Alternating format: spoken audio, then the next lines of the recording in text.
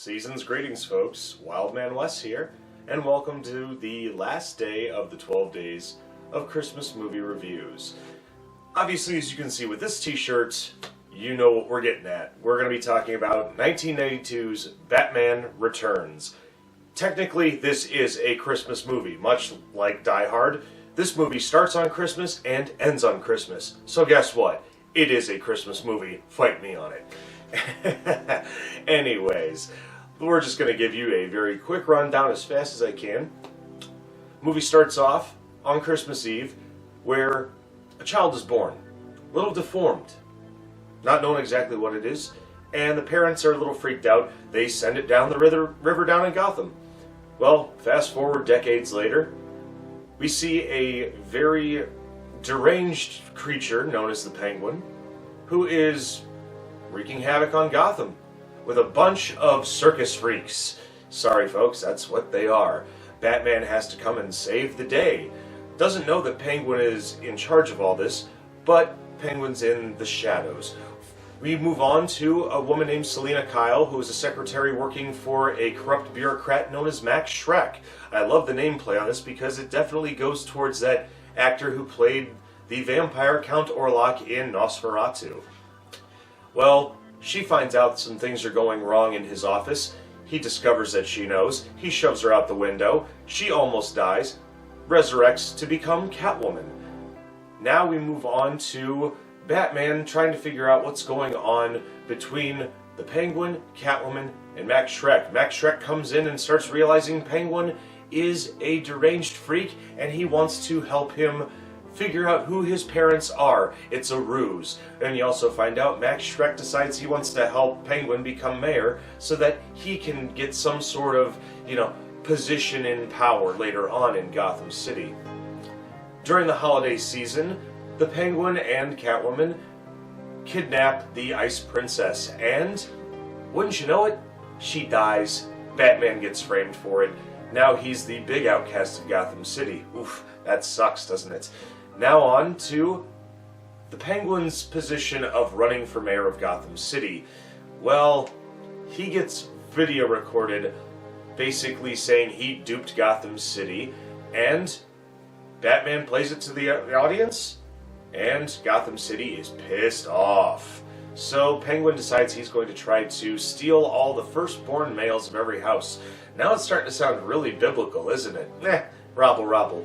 Batman comes to save the day. He shoots off a bunch of fireworks through the Penguin's rockets, and, well, Penguin dies. Max Schreck has his little to-do with Catwoman and Batman, and, well, Selina Kyle gets her revenge on Max Schreck. Batman saves the day. That's pretty much the rundown. I mean, I'm probably spacing in between things. It probably wasn't as accurate as possible, but hey, it's early in the morning and I wanted to do this as best as I could, other than being at night after coming home from work. So it's time to talk about what I like and what I don't like. Well, I like a lot about this movie. In fact, I like this movie more than the one that came before it with Jack Nicholson as the Joker. You have a really star-studded cast. Michael Keaton reprises his role as Batman. You have Michelle Pfeiffer playing the Catwoman, Danny DeVito playing the Penguin, and the great Christopher Walken playing Max Schreck. You can't go wrong with any of these folks. I mean, they're great in everything that they do.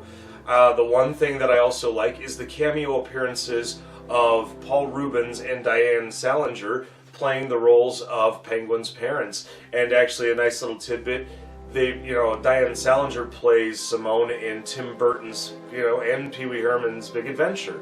I like that a lot. It's a nice nod. And also the fact that I like that Paul Rubens reprises the role as Penguin's father in the new series Gotham that's on TV. Other than that, I enjoy the backgrounds, the Tim Burton-esque backgrounds of Gotham City. I mean, it's just dark and foreboding. There's a lot of angles that I've noticed in a lot of his backgrounds. I mean, it's very reminiscent of Chuck Jones's animation, where everything is, it's very angled and sharp-edged. I like that a lot. It makes you very unnerved.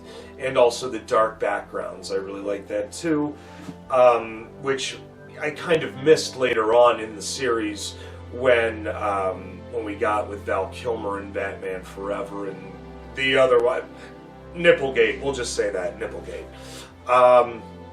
You know, to tell you the truth, there's not much that I don't like about this movie. Actually, there's nothing that I hate about this movie. I can watch this movie over and over and over again. It's, you know, it's Batman. You know, what can you, I mean, like I said, apart from some of the other sequels until we got the Christopher Nolan trilogy, I would say this is the best Batman movie of the original series. You know, the 1966 one that we all know and love with Adam West, you know, it's funny for what it is, but we don't talk about the shark repellent.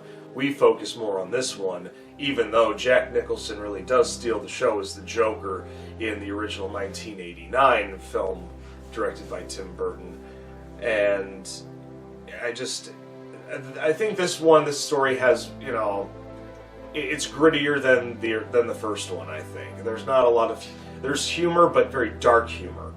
I mean, a little bit darker than what we're used to with Jack Nicholson in the first one. So I've been robbling on and on right now, so it's time to grade this film. Hands down, Batman Returns gets an A+.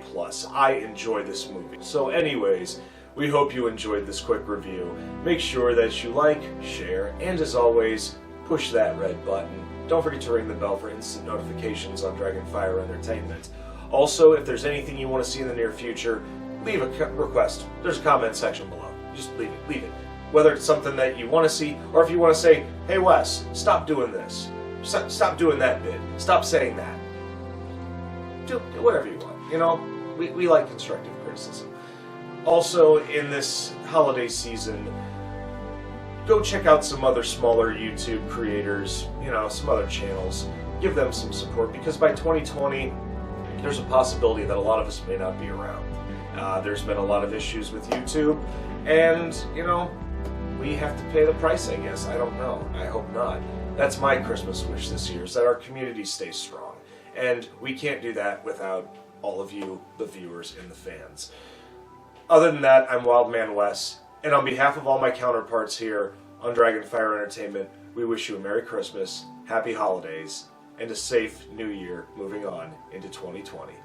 Take care, much love.